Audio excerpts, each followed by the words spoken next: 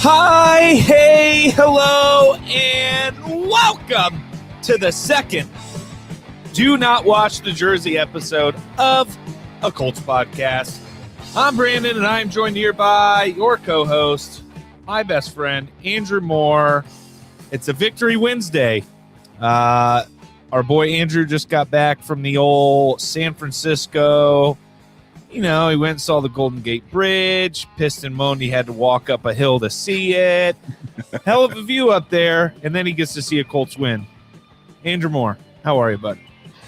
I'm doing great, man. It's good to be home. It was fun, a fun time in San Francisco, getting to see all the sights and sounds. Like you said, Golden Gate Bridge. Went and saw Oakland for a little bit. Did a night tour of Alcatraz, which was cool. Absolutely incredible. Highly recommend it. And then got to see the Colts win a game in a bomb cyclone. I was completely soaked completely soaked from head to toe. It was the conditions were very rough, but it was a very exciting game, and the Colts made the clutch plays when they needed to come out on top. Go follow us at A Colts Podcast on Twitter, Instagram, Facebook, at A Colts Podcast. Please and thank you. Interact with us on there. Ask questions, all the fun stuff. We're going to get right into it because we got a long one. We got a preview and the recap. So we're going to recap the game first, go right on into the preview for the game against the Titans. But first, let's talk about that weather. Bomb cyclone, Andrew. They were calling it, because, of course, you missed all the TV stuff, they're calling it a river in the atmosphere. Literally, it was like a river was flowing over San Francisco, and it's just dumping out the bottom right on top of you. How was that? It was wild. Before the game started, it was actually very, very windy, and it wasn't that wet quite yet. There was a constant drizzle, I would say. Andrew, no, there's no way they should have played that game. They should have moved it. Softest shit I've ever heard. That got a lot of attention, by the way. People were complaining that they should postpone the game. And I mean, have you ever played football before? They play in the elements. Get over it. There was no way they were going to postpone this game, nor should they have. It was windy, but there's been games with worse winds. It was rainy, but there's been games with worse rain. Altogether, it was pretty bad elements, but the players played through it. And honestly, it was pretty windy to start the game. And then the wind died down to almost nothing. And that's when the downpour started. And it was probably, I would say, end of the first quarter throughout the end of the game, it was just a constant downpour. And I had multiple layers on and everything, still got soaked to my core. Like I was telling you before, I think my iPhone speaker went out because of the rain. We'll have to see about that. But it was just an environment that I've never experienced before at a football game, just because usually when it's like that in Indianapolis, we've got a closed roof and a closed window. Well, and you've been to a game in Nashville. You've been to a game in Nashville. It didn't rain or anything then, right? It was a light rain and a mist throughout the game. What happened, it was crazy. It was probably maybe 10 minutes after the game. The Colts had won, going on to the playoffs, and then it's like the floodgates opened. There was a monsoon, and me and my buddy Andy were running back to the car, and we got soaked then as well. So that's really the only game that I've been outside in the elements. When I went to Minnesota, it was very, very cold, but that's a dome, so it doesn't really matter. Yeah, we were inside, so it was pretty crazy. It was a fun environment. The players loved it. Actually, they liked playing in the elements. They said it reminded them of kind of playing in the backyard with your friends again, and really the team that handled the elements the best was the Indianapolis Colts, and that was a big part of them going on to win the game.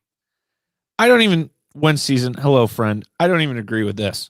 Because realistically, I didn't ever hear. Then again, I don't listen to the news or watch much TV, and I didn't get to listen to a whole ton of pregame. But they were just saying it was going to rain a lot and it was going to be windy. I mean, then everybody online is just literally freaking out.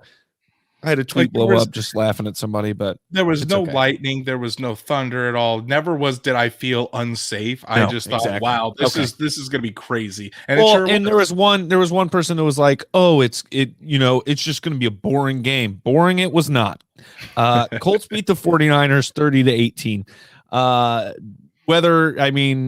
It had an impact. It made some sloppy plays, but that was a fun football game. I felt comfortable going to bed sometime in the third quarter, probably. Obviously, I did not. but I didn't want to either. It was a fun football game. Enjoyed watching it. And Andrew, Michael Pittman Jr., wide receiver number 1. What's up? I think we can safely say we've seen that pass to Michael Pittman Jr. I mean, T.Y. Hilton, no disrespect, he's still a phenomenal player, and I can't wait for him to be back, which he might be back this week even against the Titans. But that's just going to create so much more diversity for what this Colts offense can do. Michael Pittman Jr. has arrived. The kid, this is why the Colts drafted him back in 2020. He's a big-bodied wide receiver that not only he can make the clutch catches short and move the chains, you can trust him to throw it deep. You can trust him to throw a ball that he can high point and just really take it over and go into the end zone. He showed his full talents on Sunday night. And I think defenses now are starting to realize that they can't just put anybody on Michael Pittman. They need to start game planning for Michael Pittman. Otherwise, he's going to take over the game and really hurt defenses like he did the 49ers on Sunday. I broke a rule, Andrew. Did you bet on the Colts? I bet on the Colts. I also did a same game parlay, and all I needed was for Jonathan Taylor to score that touchdown instead of Michael Pittman Jr. And Paige goes, after that incredible touchdown to seal the game, Paige goes, "Why aren't you celebrating?" And I was like, I'm just in shock. It was so good. Like, I can't. I needed Jonathan Taylor. That's what you get. That's what you get. I also needed Jonathan Taylor for fantasy. But, hey, I also bet on the Colts to win straight up, and I won a good chunk of fat change on that, so I don't give a damn. But, yeah, Michael, those four catches, 105 yards. 4. The dude's an absolute beast. He's exactly what we hoped he was going to turn into, and it's only a second year. That touchdown was awesome. His reaction, his celebration was awesome. The team embraced him hardcore. I mean, this guy's going to be the guy. He's going to be the guy going forward. And he had only 4 catches, but if you think about it, there was 2 big pass interference calls on the 49ers where Wentz threw it up to Pittman as well. And if those aren't pass interference, Pittman probably has another touchdown, maybe 2, because that second one was just as deep and in the right back corner. So he could have had the potential for even a bigger game. Just those hidden yards aren't going to show up on the stat sheet. I think pass interference yards ought to go to the receiver. Put it in the stat book. I mean, that's dangerous. You get a lot of wide receivers that are trying to do a lot of absurd things just to get those yardage. But the thing is about Michael Pittman Jr., he plays with just this anger within him. Like no matter when he catches the ball, he's not going to be brought down easily. And you saw it even on the catch for the touchdown. He skied up, got it, dove into the end zone, and then we got up, that pure emotion and that he just plays so pissed off. And he's catching the attention of some Colts wide receiver greats. T.Y. Hilton tweeted at him after the game or right after that catch. And future Hall of Famer Reggie Wayne also said Michael Pittman Jr. has arrived. And so to have those two, and I'm sure if Marvin Harrison had a Twitter, he probably would have said the same thing. I think that was more of the passing of the torch for me to see Reggie Wayne, T.Y. Hilton, the number two and number 3, in my opinion, as top Colts wide receivers in history, saying, okay, it's Pittman's time. And I'm just so excited to see this kid continue to develop and see what he can become as he gets more comfortable with Carson Wentz, as he continues to work, because that kid works his ass off. And this is just the beginning for Michael Pittman Jr. He's going to continue to get better and continue to excel and raise his game to the next level. Did you see Reggie's tweet about screaming at the TV at a bar? Some dude walked up to him and said, "Dude, you don't know what it's like to play in these conditions." Absolutely. You know who I am. Hilarious tweet. Also, I'm one of those assholes who has Reggie Wayne as their number 1 Colts wide receiver of all time. But of course you do. Yeah, that's right. I mean, I love Reggie Wayne, but Marvin Harrison's still number 1 for me. I don't like the way you had this in the notes, Andrew. Wentz shaky performance. Okay. I think 17 for 26, 156 yards, touchdown, and a lost fumble, not an interception. Right, Andrew?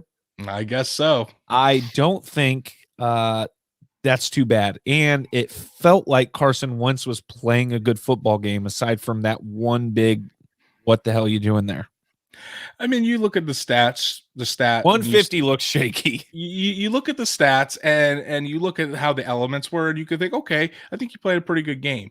For me, why I say shaky performance, and I really detailed this in my article today about Wentz's performance, was his decision making. Now, there were times where he made fantastic decisions with the football.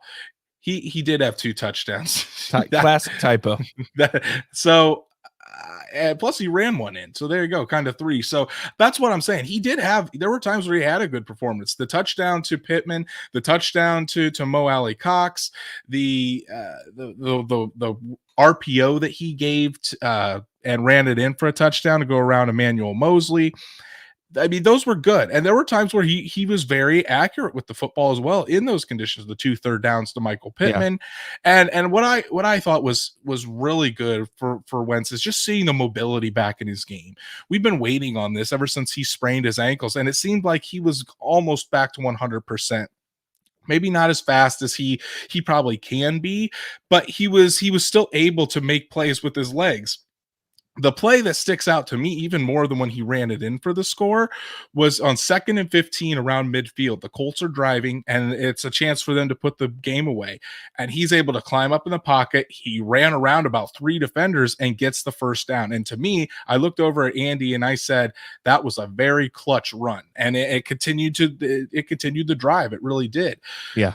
Why I say shaky performance is the decision making. He made some bad decisions. He did make some bad decisions. When I was watching the film, there were at least 4 balls that went right into the hands of San Francisco 49ers defenders that did not get. It was raining on a few of those. He is very lucky that it was raining, because if not, at least 3 of those probably would have been picked off. Maybe the 4th one on the screen pass would have been picked off, but those. Carson Wentz only has 1 interception. If it's dry, he probably has a few more after that performance. And I can attribute that to a couple different things. I mean, it's raining, so obviously you need to be more aware of where you're trying to place the ball, how it's going to be. On the one to Kylan Granson, he stared down the defender, things like that. And then on the fumble, where everybody on Twitter decided to gang up on me, and it's fine, because it was all my fault. I'm going to stick to my guns here. I don't have a problem with the fumble itself. I think that Carson Wentz should have tried to make a play. I have a problem with trying to shovel past it in wet conditions over the top of a linebacker's head. With Contavious Street, when your only interception of the year already is on a shovel pass in the red zone. Right, exactly. And when Contavious Street does hit the ball out, whatever, it's a fumble. Either way, it doesn't matter if it's a fumble or if it's interception. Over that linebacker's head.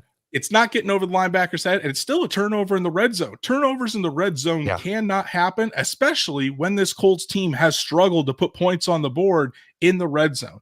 Now, if you watch that play over again, if he doesn't try to shovel it and he just takes his right arm back and tries to throw a simple on the run pass, which he can do on the run, float it over the top, it's probably a touchdown to Zach Pascal, and we're not even having this conversation. My problem was with his decision to try to shovel the ball that wasn't going to get over to the linebacker's head regardless. So it doesn't matter if it's a fumble or interception, still a boneheaded play. I can live with Carson Wentz making some boneheaded decisions. I know he's a playmaker, but he's not above reproach when he does make some bad plays. And I think that's what people are saying. Like, you have to accept the good with the bad.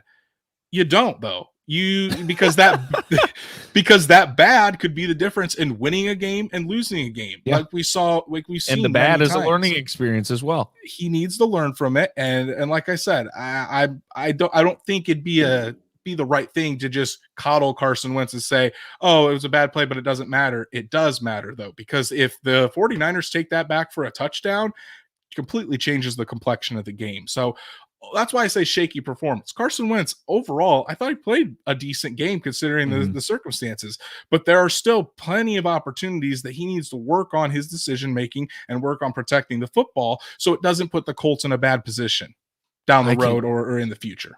I can't wait to look at and see how long that rant was and give you shit about it. I had a few comments along the way. So you mentioned the run up the middle.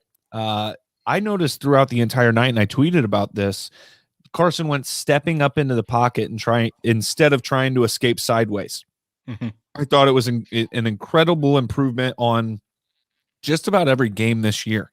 Absolutely. Now, it helped that Ryan Kelly was having a good game, the line was having a good game, and they weren't allowing all that pressure up the middle like the Ravens. Oh my, it felt like they were blowing through the middle every time, or at least pushing, Ryan Kelly back. But yeah, the offensive line did a lot better, and Carson Wentz was actually stepping up into the pocket and able to collect and throw. It was not the, oh my God, what's going to happen? When he's stepping up into the pocket, I almost take a sigh of relief and go, he's going to connect a pass right here.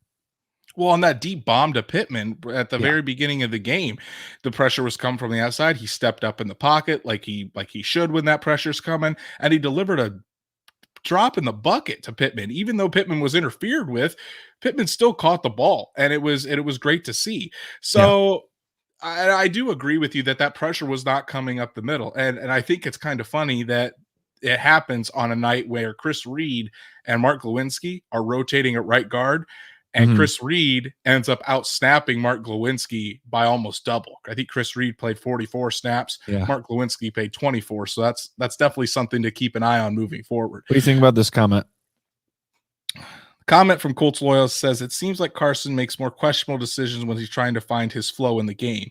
He doesn't run the early scripted plays well like Rivers last year. Kind of agree with that. I would kind of agree with that, but at the same time, I have seen this year where the Colts have had success early in the game, getting it down the field, and when Frank Reich is pushing it down the field and turning it over in the red zone, it's been very consistent, right? So as far, but and I mean, I'm not a Carson Wentz hater. I think he's played phenomenal this year. I really have. He's honestly exceeded my expectations up to this point. This is kind of when I expected Carson Wentz to get rolling, and he has exceeded my expectations up until this point. I just would like to see him not be so careless with the ball in some circumstances, because there's been plenty of times where he's gotten lucky this year, and those turnovers haven't generated.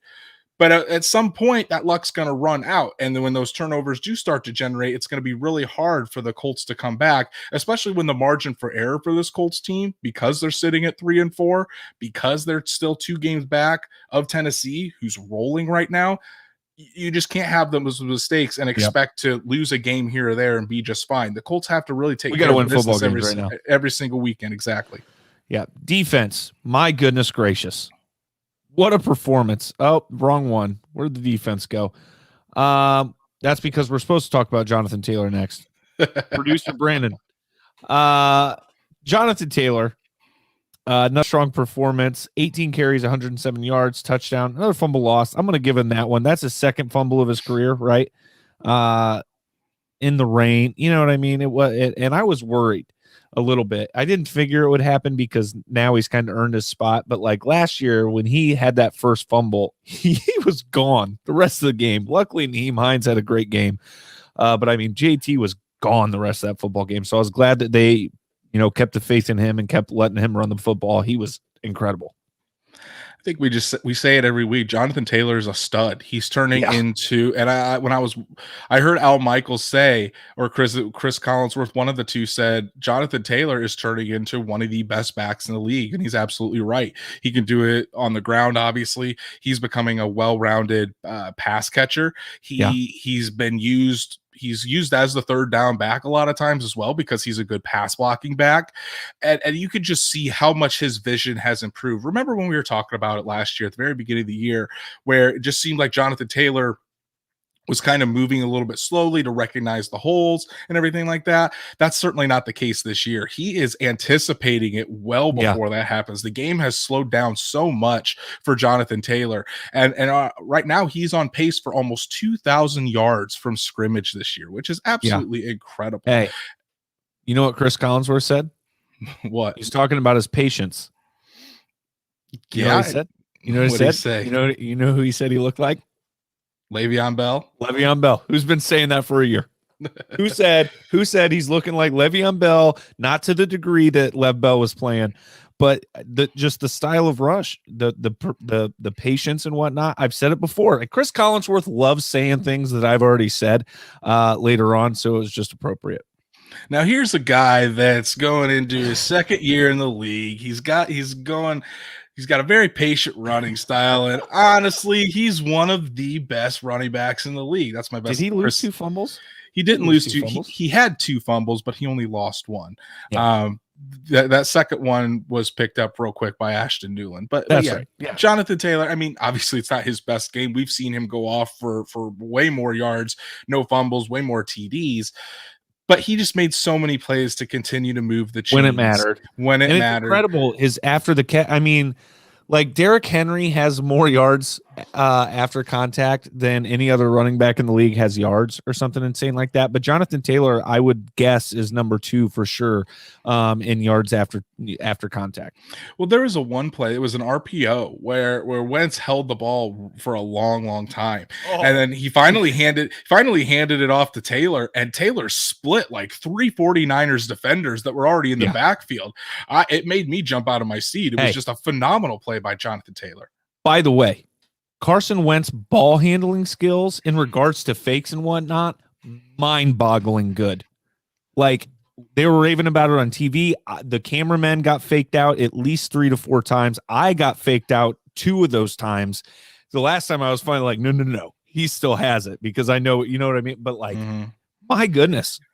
That's what very impressed. That's what makes this RPO game so dangerous for the Indianapolis Colts. And I talked about it before the season with you. I said that if the Colts can really get this RPO game going with Carson Wentz, it's just going to open up so many things for this offense because teams, when the Colts do RPOs, they have to account for Jonathan Taylor. Jonathan Taylor is at that level where if you don't account for him, he's going to break a 50 to 60 yard run, however it is, and get into the end zone. So they have to account for Jonathan Taylor. And that's why you see defenses crashing down. I saw Nick Bosa on the touchdown to Mo Alley Cox. Nick Bosa completely went after Jonathan Taylor. Didn't even think twice about going to Wentz. Wentz pulled it back. Easy pick play to Mo Alley Cox. Easy touchdown. You make a great point there. The ball handling by Carson Wentz on those RPOs, absolutely exceptional, and it's something that the Colts will certainly use down the line, and teams are going to have a real tough time stopping it. All right, now we can talk about the defense turnover machine. Are we like number 1 or 2 in turnovers yet in the league, or what? Where are we at? The Colts are tied for the league lead in turnovers with 16. God damn. And the Colts always have a goal of forcing 40 turnovers in a season. Right now, they're on pace for 39 turnovers, and that's with a banged up banged up Darius Leonard, who is causing the majority of these. Exactly. So we talk about Darius Leonard not necessarily being the Darius Leonard that he normally is, but it's getting it done. But as far as generating turnovers, and I know sometimes you would rather him wrap up the tackle than trying to punch it out, but man, that forced fumble on Deebo Samuel, I saw the replay of that where he looked in the ball, actually made a fist and punched square in the fat side of the ball to get it out. Great play by Darius Leonard. But see the difference on that one, the difference on that one compared to some of the others that I've had issue with, where he was already wrapped up by another player. Samuel was wrapped up, and Darius came in. He was going to help with the tackle, threw in the punch, and that helped out a lot. Turnovers are unsustainable. They're great, but you can't rely on them. Tell that to the Steelers of last year, who continued to make them, even though their offense started to suck. I disagree with that. The thing is, they may be unsustainable. That's what this Colts defense is built upon. It's a bend but don't break, and they rely on their turnovers. That's why Chris Ballard drafts guys like Darius Leonard, like a Kenny Moore, like a Julian Blackmon, who's unfortunately out for the season with a torn Achilles. DeForest Buckner, Kwity Paye. We haven't really talked about him much, but I thought Kwity Paye had probably one of his best games. Every single running play seemed like Kwity Paye was involved, stopping the guy at the line of scrimmage.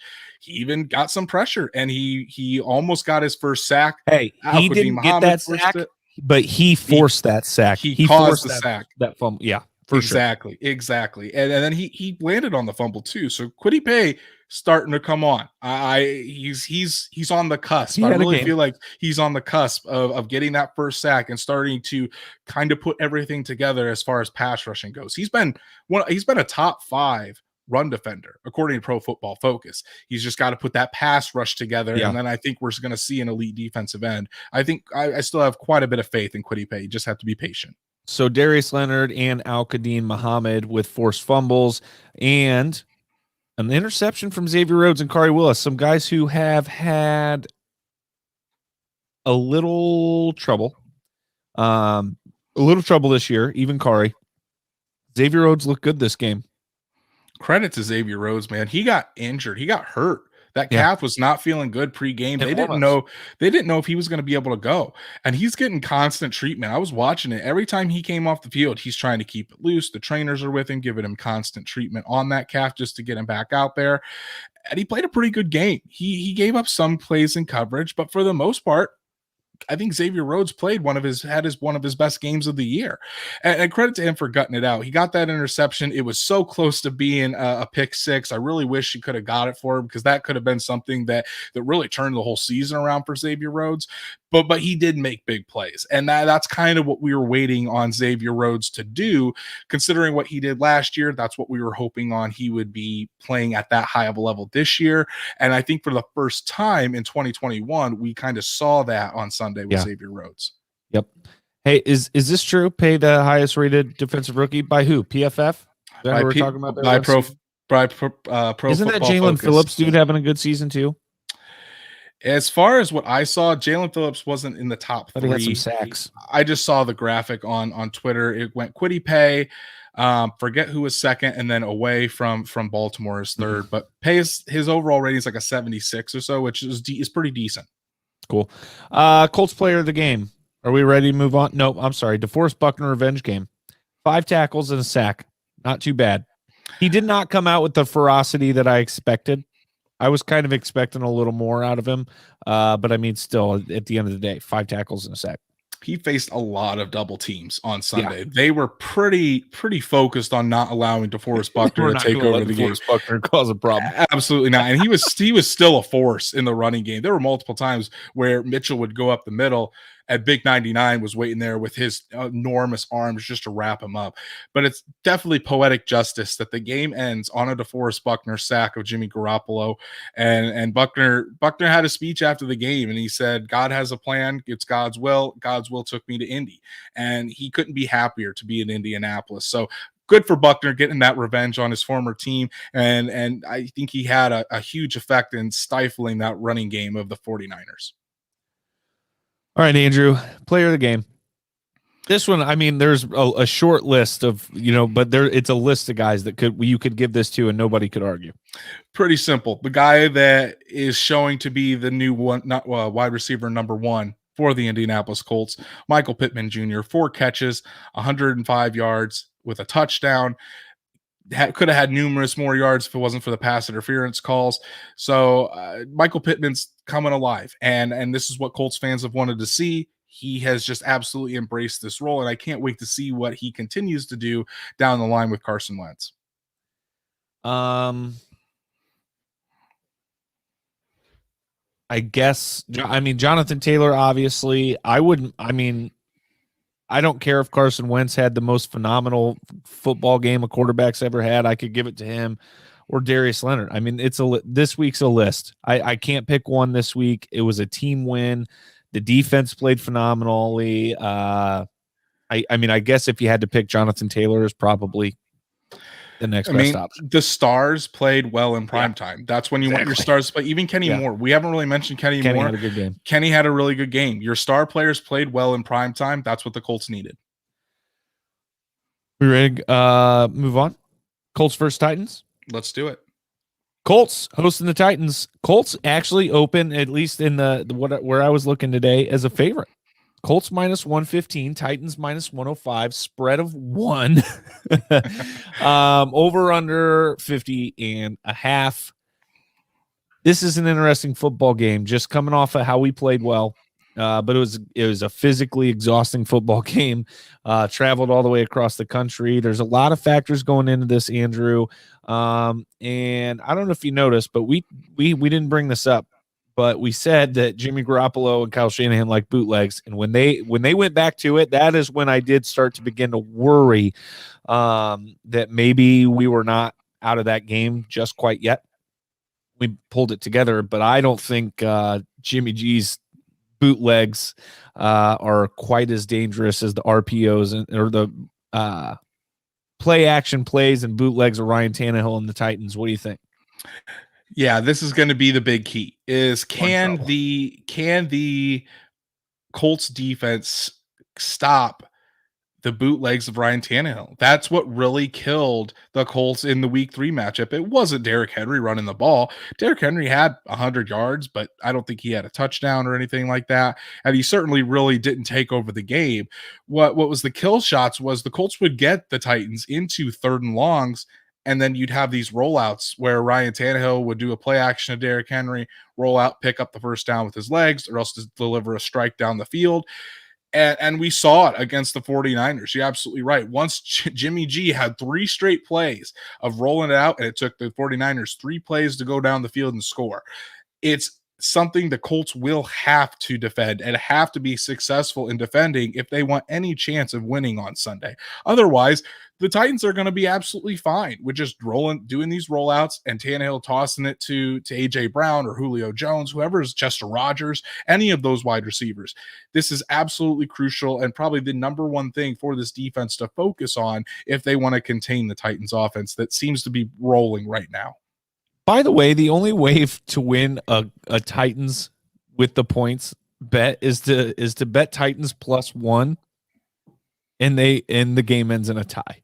So that seems like a pretty odd spread to have. It was not 1.5; it was 1 when I did these odds. But yeah, I think we are in a lot of trouble. I think I can't remember who mentioned it. I think it was Zach Kiefer on Twitter. I think he said, "I'm not worried about Derrick Henry this weekend. I'm worried about a healthy A.J. Brown." And A.J. Brown, along with these Tannehill rollouts, is a scary, scary thing. Tannehill's legs. If I have to see a finger roll this weekend, I might break a TV.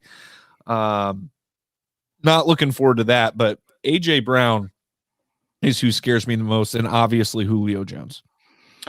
And that's why I think the health of this Colts secondary, it needs to be focused on as well. I mean, Xavier Rhodes, when he was battling that injury, Xavier Rhodes needs to be out there. Hopefully Rocky Sin can come back. We already know Julian Blackmon is down, so the Colts are going to have to continue that rotation at safety, whether it's Andrew Sendejo. I saw George Odom getting some snaps at safety against the 49ers. Love to see that. I think George Odom definitely needs to get more of a look at safety. So it's just going to be interesting to see how the Colts handle that. I mean, Isaiah Rodgers has been pretty good when he's been in.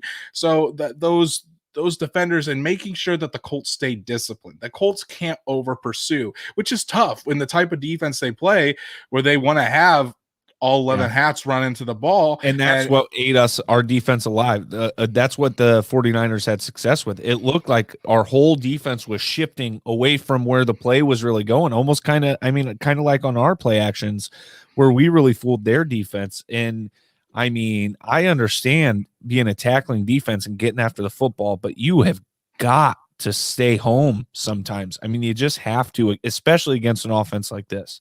Right. And here's the thing too. I think that the Colts, what they need to do is, it's tough because you want to stop Derrick Henry and you want to make sure he has to be accounted for on every single play.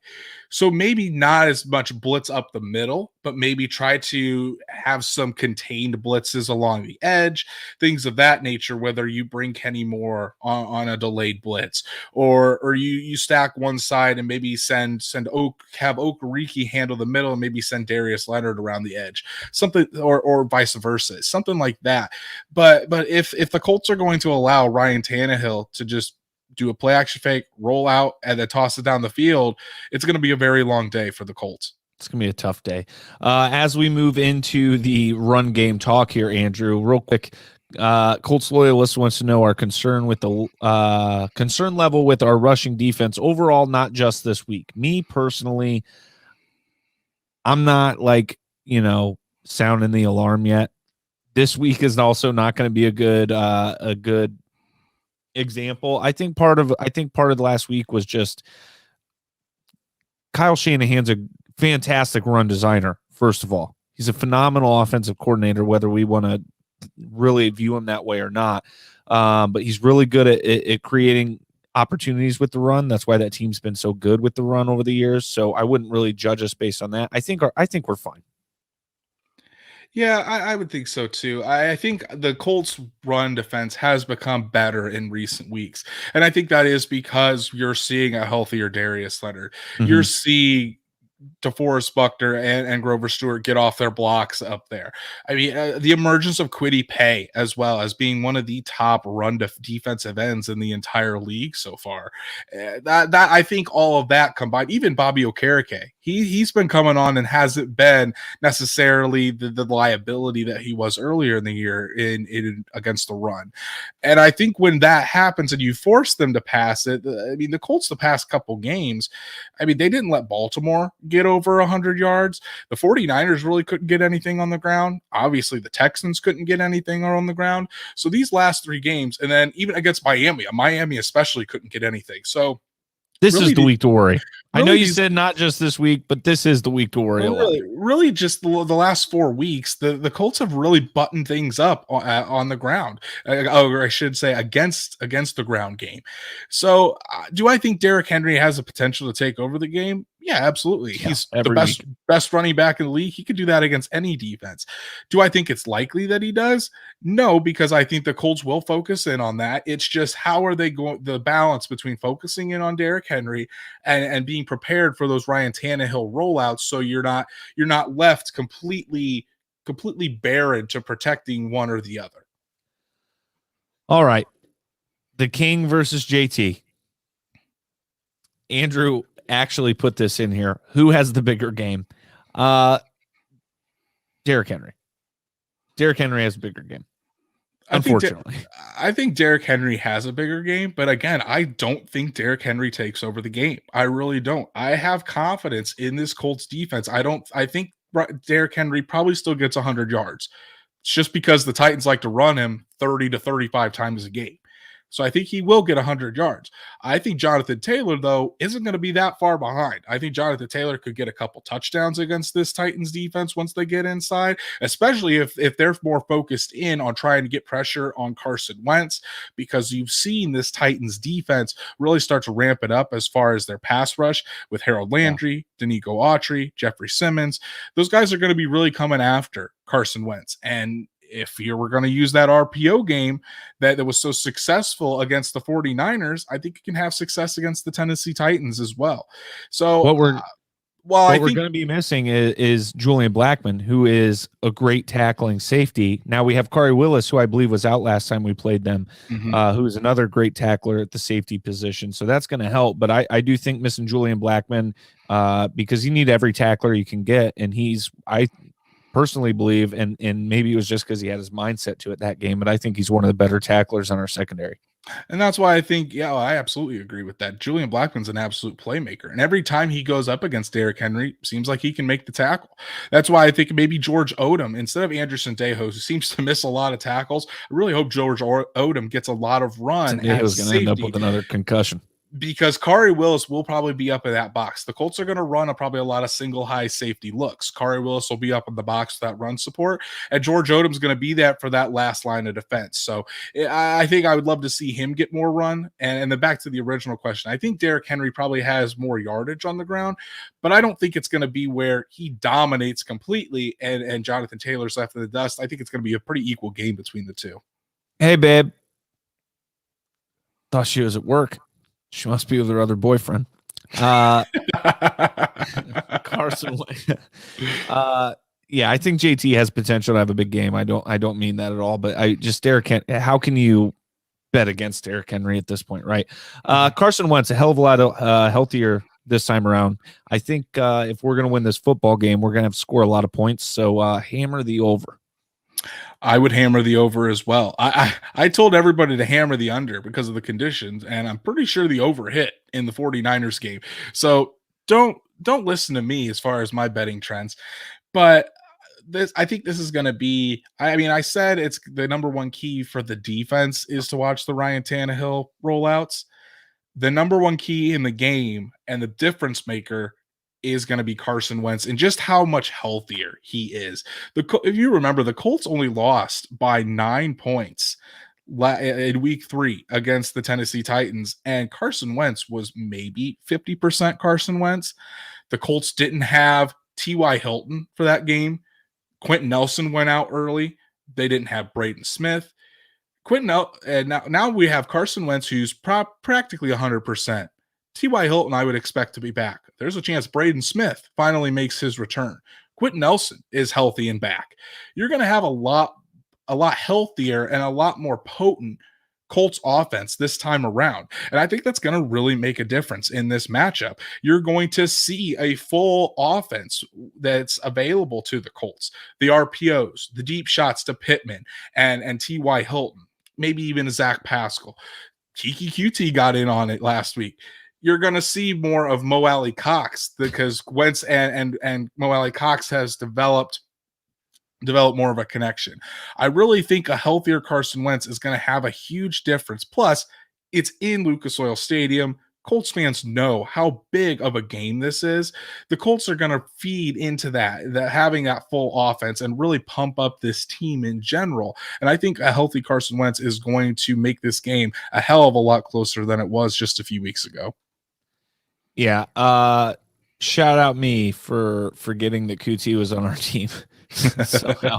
I was like, I swear he was on the Texans just a couple weeks ago. This man Brandon texted me during the game, when did we get QT? And I was like, well, probably when we signed him to the practice squad before the season started, and we talked about it on the show. So yep. My brain, it only holds a certain amount of information, dumps it after X amount of days. Yeah, I think Carson Wentz is going to be able to do a lot of damage with his legs. This defense is not great that we're playing. So I do think it's going to be who can score the most points, not who can stop the most points kind of situation. But the defense is going to play the biggest part in this football game. I was looking at the rankings earlier today, and I think the Tennessee Titans rank around either 22nd or 24th in yards per game allowed in passing. So I think Carson Wentz has a chance to have a really big game, and I think if the Colts do win this matchup, it's going to be because Carson Wentz is there and dominating through the air. Yep. All right. X Factor, Andrew. Have you written your article yet? Have you posted it yet? It's not posted. It'll be posted. Get it first here. It'll be posted tomorrow morning. Podcast. But my X factor is Carson Wentz, just for the fact that he's going to be so much healthier. And I really think that's going to change the entire dynamic of how this game goes, because the Colts are going to have so much more of a potent offense and really be able to press the Tennessee Titans that it's going to be difficult for the Tennessee pass defense to really contain it. So I do expect the over to hit. It's going to be a high scoring affair, but I think a healthy Carson Wentz is really going to make that big of a difference, especially with this offense really rolling here recently, that the Titans are going to have a hard time stopping it. Secondary, Colts secondary. They got to have a better game. Ryan, those rollouts, I really think AJ Brown and Julio both being healthy is a problem. And everybody, you would think if I was going to pick something on the defense, it'd be, whoever's stopping the run. It's the run is going to cause the problem for the secondary. And those bootlegs are just going to eat us alive. That's what I'm worried about. So the secondary's got to step it up and play a good football game. Prediction. You go first. I always go first on the prediction. Your turn to go first this time. Colts by 1 million? More like Titans by 3. Oof. Titans by 3. I am not optimistic. The Titans, we haven't even mentioned, are coming off a win against the Bills and the Chiefs in a row, both away games, if I'm not mistaken. No, that one of those had to have been at home. The Bills, maybe. They definitely played in Kansas. They played at Buffalo, and then they had Kansas City at home. Okay, either way. I mean, come on. I mean, the Chiefs, sure, I get it. Their defense is real bad. But the Bills and then to turn around and beat the Chiefs right after, they're on something right now, the Titans. And no, not yet. Sorry, reading comments. But yeah, I don't know. I said the over would hit. I think it's probably going to be like 31-28. See, I'm going Colts. I hope you're right. I have a strange confidence this week that the Indianapolis Colts are going to get it done. The Colts have a lot more to lose this week than the Titans do. I understand the Titans are coming off of big back-to-back victories. Maybe they take the Colts a little lightly. And I doubt it. I see the Colts. This is not a team the Titans take lightly. I just see a more focused Colts team, a healthier Colts team, and a team that knows that if they don't win this weekend, their season is more than likely over already. So I'm going to go Colts 31, Titans 24, and I think Carson Wentz has a massive game. I really think that touchdown win. I really think that the Colts are going to have a big game, and I think it ends with another turnover by Darius Leonard on Ryan Tannehill that seals the victory for the Colts. Okay, there you go. Colts by 1 million if we can. Other Colts news. Here you go, Miss Vonda Young. Rigoberto Sanchez wins AFC Special Teams Player of the Week for his performance against the 49ers. 6 punts, 45.5 yard average, 38.7 yard net, longest 79. I believe he broke a Colts record for longest punt in franchise history. Longest punt in Colts franchise history, with a little help from Brandon Ayuk, who kicked the ball another 15 yards down the field or so. By the way, every vet that I follow on Twitter, like every Colts vet, Mathis, Wayne, like everybody was like, apparently I no longer know the rules of football. That's a safety. Yeah, I thought it was a safety as well. It was quite confusing. But, I mean, this is the second time this year because he didn't possess the ball until after he crossed the line, I think. I don't know. It didn't make sense. This is the second time this year that Rigo has won the award, and I think that's the first time that's happened since Vinatieri did it in maybe 2013, something like that. But Rigoberto Sanchez has been dominating this year for the Colts. He is a weapon that the Colts love to use. And no, we don't. We don't love to use him. We don't love to use him. They don't love to use him, but they love that they have this kind of weapon in Rigoberto Sanchez. There we go. Oh, by the way, the fact that this game against the Titans, our second game against the Titans already, is occurring at the halfway mark of the season, not even, really peeves me, just to be clear. Andrew, injury report, you absolute buzzkill. So we're going to run through the injuries, and honestly, is not as bad as it's what it has been the past few weeks. I mean, T.Y. Hilton, today they really did a walkthrough. I should preface that. There was a walkthrough today, wasn't a full practice.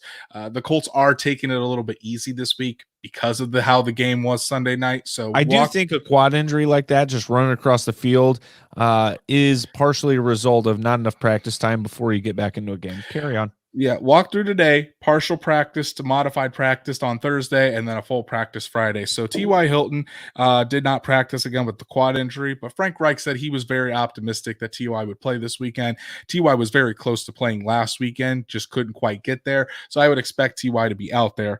Bo Pete Keys had a hamstring. He left the game on Sunday, so he's still dealing with that. Xavier Rhodes also didn't practice because of the calf injury. And those were really the only guys that didn't practice. So here are the guys that were limited.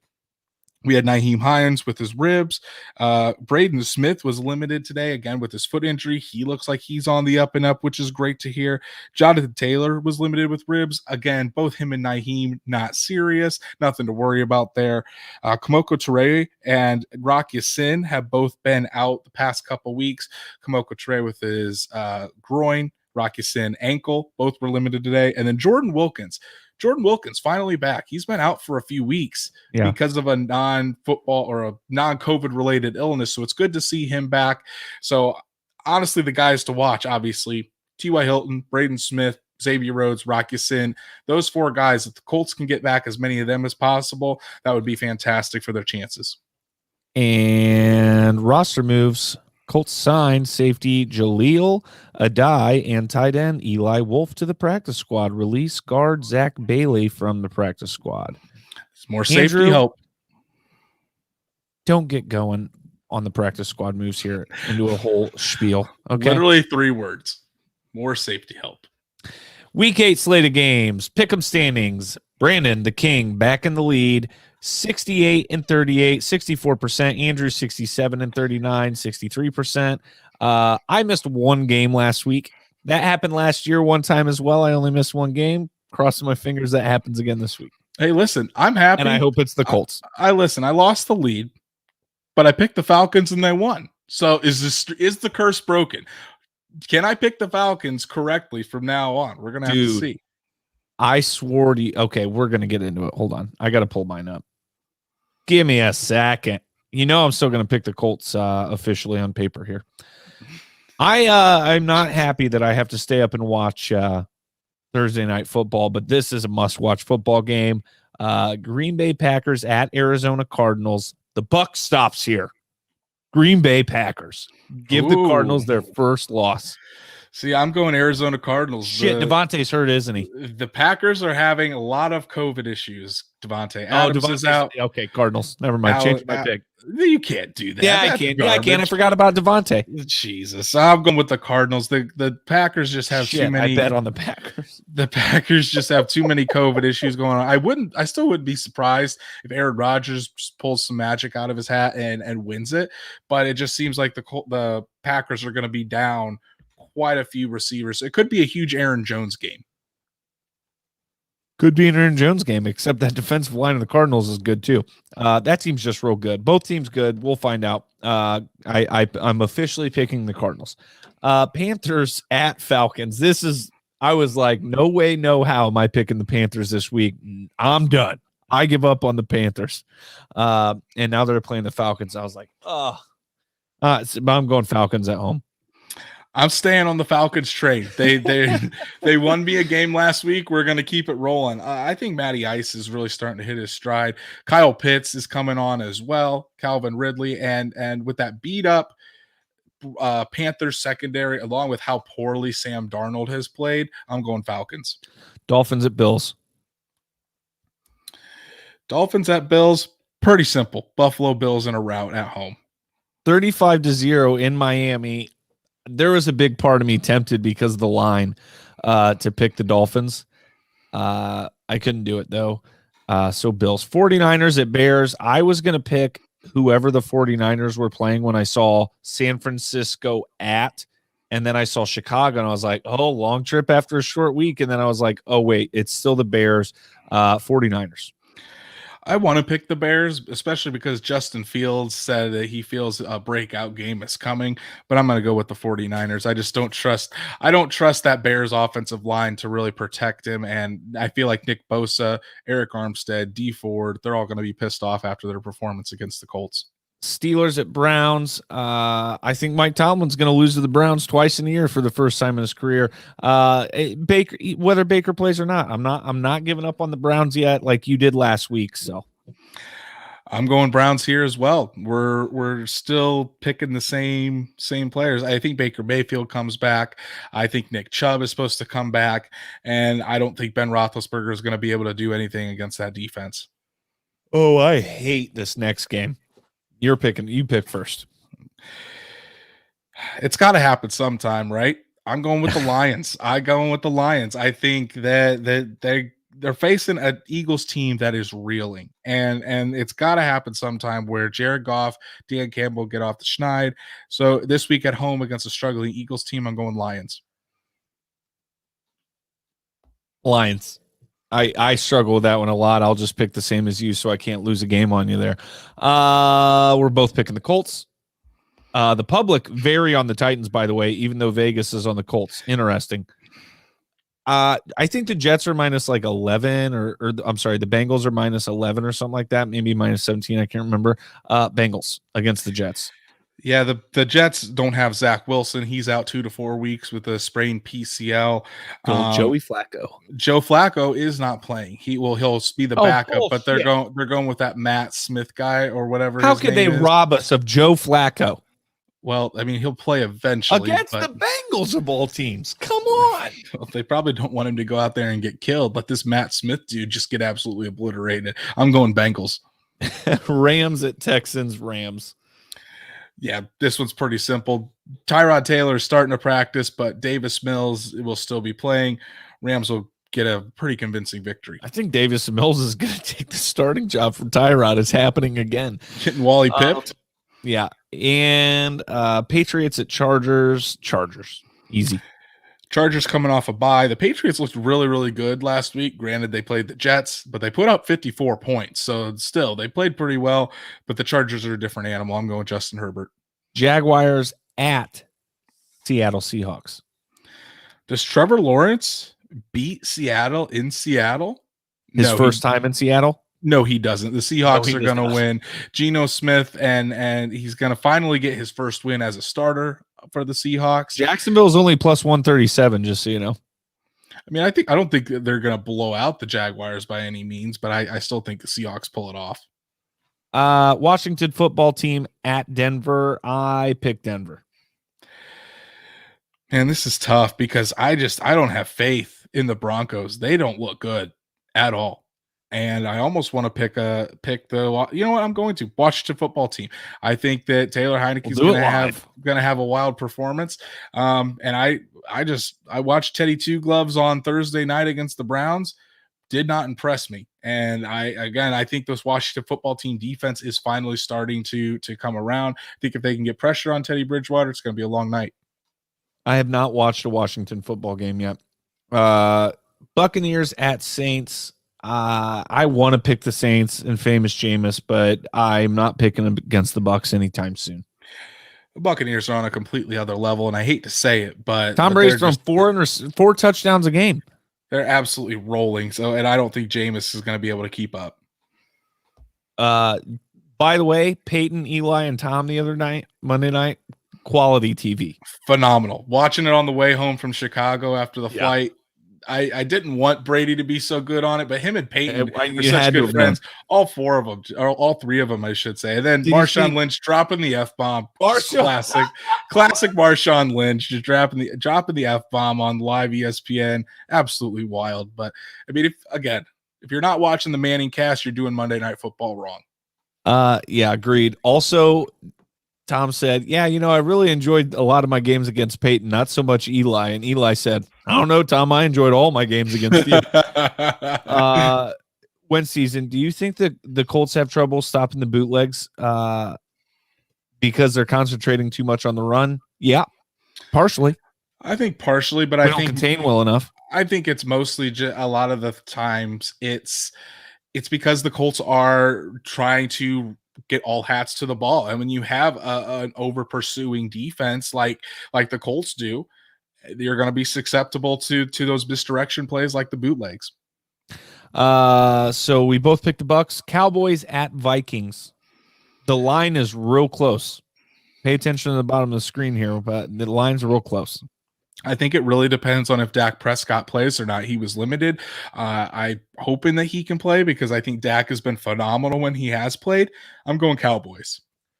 I also am going Cowboys. I don't think the Vikings are very good. They've probably won like 5 games under my nose, and I've just not paid attention. This whole having a job thing and everything is just wrecking me. But yeah, I'm going Cowboys. I think Dak's good. Dak's good at football, and that's just the way it is. Giants at Chiefs. I want to pick the Giants so bad. I want to pick them so bad. Well, you can go ahead and pick them, but I'm not picking them. I'm going Kansas City Chiefs. They finally can stop the bleeding because they're playing a Dallas terrible minus team. 125, Minnesota plus 104. Yeah, it's a very close game, but I think that the Chiefs can't lose to the Giants, can they? If they do, it's time to kind of pull the plug and sound the alarms because the Chiefs aren't making the playoffs if that's the case. I'm not convinced the Chiefs make the playoffs anyway, but this isn't the game that's going to do it. You're right. The Chiefs are going to win 23-38. Cowboys 42, Vikings 17. How about that? You're going high scoring. I had Giants 17, Screw it. Chiefs 27, and I had Cowboys 31, Vikings 24. Cincinnati Bengals, most points in the league this week. Least points in the league, the Jets. I'll go the Jets. Or Houston. I'll go the Jets for the least amount, but I'm taking Buffalo for the most against that Miami Dolphins team. Okay. All right. Well, there's the picks. What's next? News around the league. Let's move around. Move on to the league. 9:00, Andrew. 1 hour. We're doing well.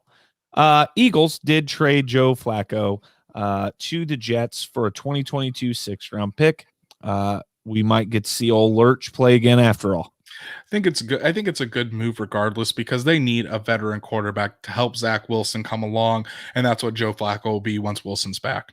Hey, I respect the hell out of Joe Flacco for being willing to be a backup. Manning, Brady, Favre, Rodgers, Wilson won't. I mean, none of these guys are going to be willing to be a backup. Joe Flacco loves the game. True lover of the football. Texans trade running back Mark Ingram back to the Saints for a late round pick. Hilarious post by Alvin Kamara. Hilarious post by Alvin Kamara to welcome him back.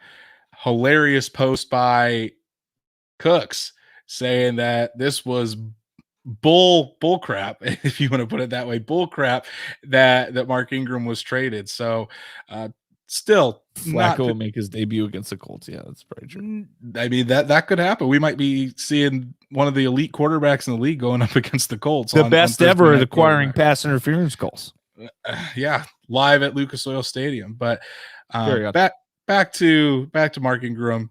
Still nothing great in Houston. We haven't even talked about all the Deshaun Watson rumors about whether he'll go to Miami or Denver or Carolina or any of that news that's swirling around before the trade deadline, because the trade deadline actually happens next Tuesday, maybe next Tuesday, November 2nd is the trade deadline. Will Marlon Mack get traded? Will the Colts make any moves? The Houston Chronicle reports that Dolphins and Texans have agreed on trade terms for Deshaun Watson, but Miami wants his legal issues resolved before making a deal. Well, that isn't happening. Really, that's not going to happen. That's not going to happen before November 2nd. So no. If that's the case, then Deshaun Watson's staying on the Texans all year.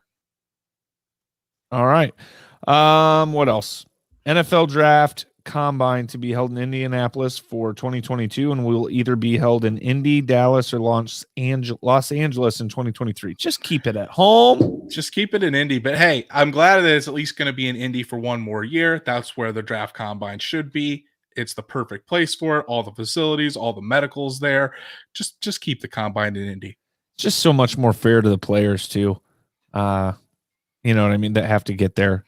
They're not getting like a whole bunch of money to help them get there and whatnot. So maybe their agents pay for it. Is that how that goes? Some of their agents pay for it. Yeah. All right. Go follow us at A Colts Podcast, Twitter, Instagram, Facebook. I mean, you know, we're obligated to say that. That's the rule. So go do it. You're obligated to do it if you listen to us, I think. So until next time, Andrew, big week. Go Colts. Become a cherished memory. And then remember, say go Colts when there is a future to fuel. God bless you and God bless football. Go Colts.